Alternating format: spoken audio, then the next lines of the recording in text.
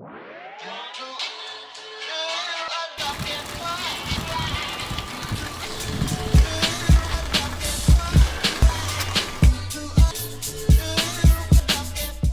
name is Grant Crombie. I'm the Assistant Chief Pilot and the Director of Training at Midwest Helicopters. You know, my dad worked for McDonnell Douglas whenever I was a little kid. So he always took me to air shows, and he always talked to me about aviation and about jets, helicopters, and I went to school for biology, and because I was told that I'd get a job right out of college, and I wanted to travel, so then I went and taught abroad in Korea for a couple years, but I always wanted to fly, and I thought that I had to go into the military to fly. So whenever I got back, I was looking at things to do. You know, I'm looking at research in biology, I'm looking at maybe going abroad again, and I'm kind of having this like quarter-life crisis, you know? And my mom started talking to me, and she's like, well, what do you want to do for the rest of your life? And I was like, I don't know, I want to do something exciting.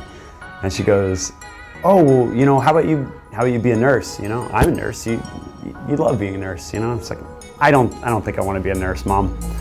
And she says, well, if you want something exciting, what about the nurses that fly along in the helicopters? And I said, well, the only thing that makes that exciting is that you're in a helicopter. Maybe I want to be a pilot. And she goes, no, that's not what I said. I didn't say that. That's not what I meant. My name is Forrest Crawford. I spent just over 4 years in the United States Marine Corps, at which point I decided to pursue a career in aviation. Once I got out, I used my post 9/11 GI benefits to pursue a degree and get my pilot's license all at the same time. And now I am a flight instructor at Midwest Helicopter. Justin Cooner from Pinckneyville, Illinois, graduated from SU Carbondale. Got a job here in August as a flight instructor, lived locally just a few miles. So always wanted to fly helicopters, and finally found a full-time career here at Midwest Helicopter.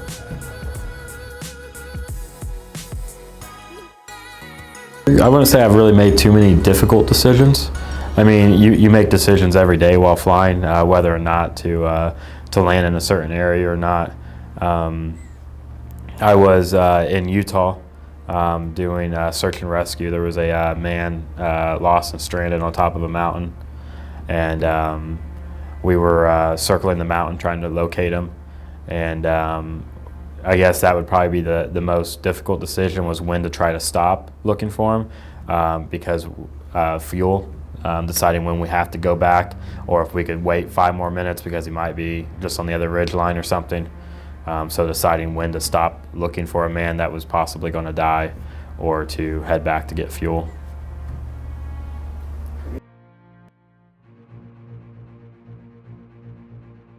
How do I stay organized? We have files with everybody's names on it. The FAA requires us to do daily progress reports on our students. So there is quite a bit of oversight dealing with any kind of federal agency. And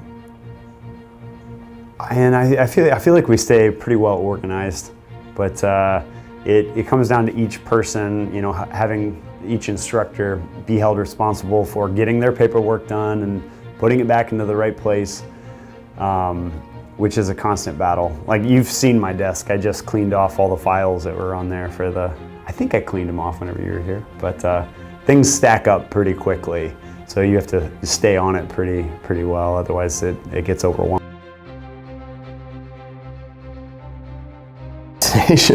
I'm not good at it. I know whenever, for me, it's just, I have to just consider, I know when I was studying was the hardest time for me to prevent procrastination for my CFI as I was going here. I'm not a good student, so I just had to kind of start treating it like a job.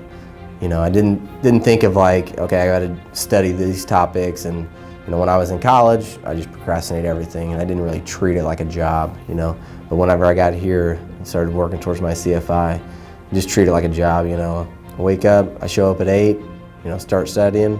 I might fly at 10, study after that.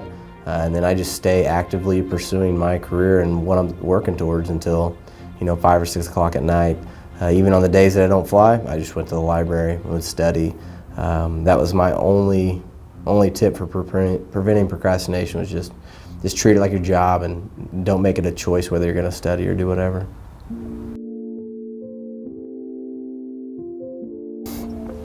Whenever I decided that I was going into helicopters, I treated it a lot like a job interview. So I had a suit, I had a tie on, and I started interviewing flight schools. And whenever I talked to Chris, he pretty much gave me everything that I had heard in a really honest way.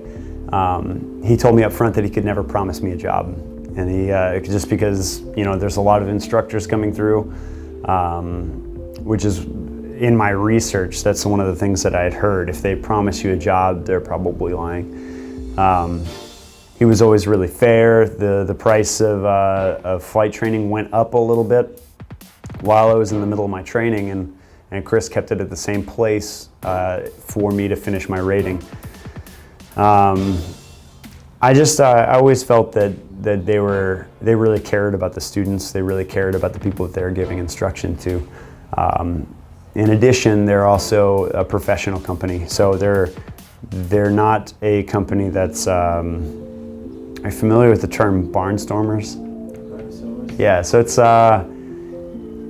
it's a place that's focused a bit more on producing a career pilot, that might go into EMS, that might go into offline drilling. It's not going to be, a place that trains you to be a instructor and like a crop duster. It's somebody that trains you to be a professional pilot.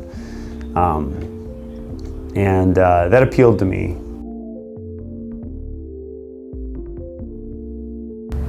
Get to fly every day. Can't complain about that.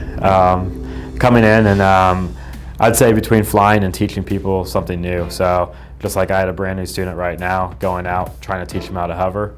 And hovering is one of the most difficult things to learn from the beginning. And so when things start to click for a student, he gets really excited. The stuff are clicking for him. I get excited that I just taught him something. And it's a really good feeling that he's accomplishing something he's been trying to do for hours.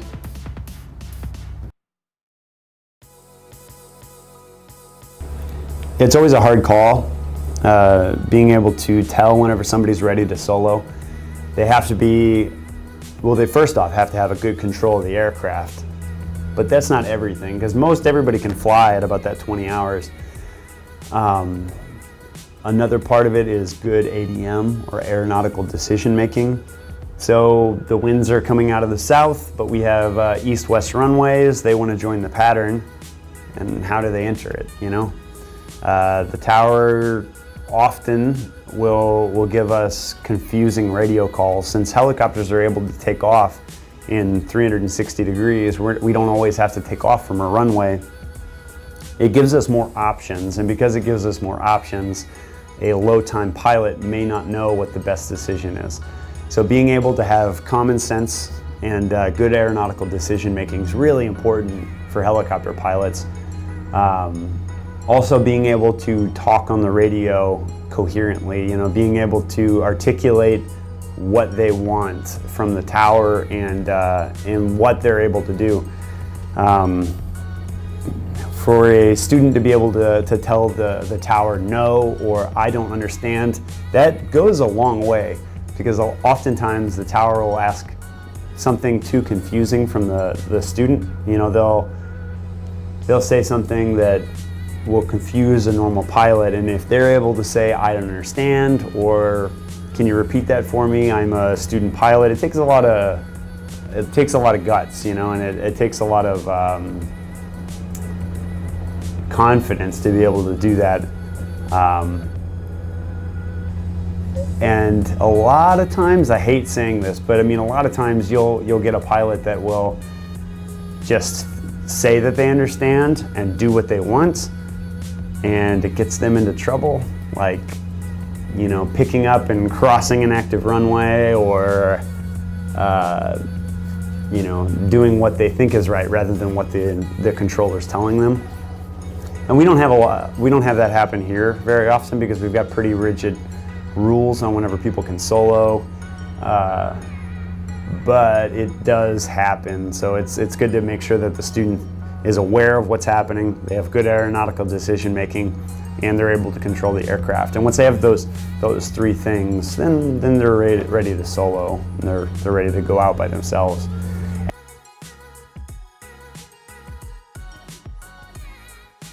We're going for a short flight around the airport, and it's gonna be interesting.